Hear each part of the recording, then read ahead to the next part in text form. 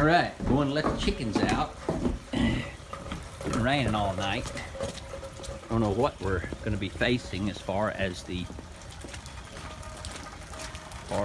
pond is concerned, but I can tell you right now, the yard is basically underwater. And whoa, yeah, pond's pretty much out of control. So it has got a bunch of water in it. That is amazing. And here's what's running off of the barn right now. The rain is slacked a little bit right now, but we're being told it's going to be worse.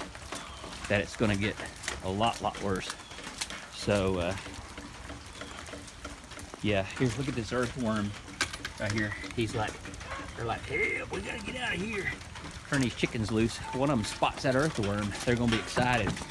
So here they go. They're excited to get out of here every morning.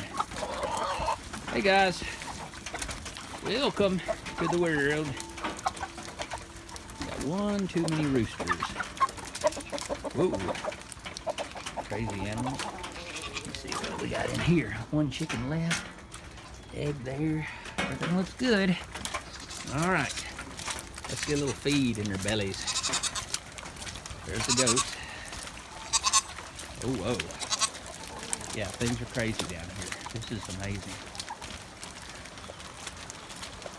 Here's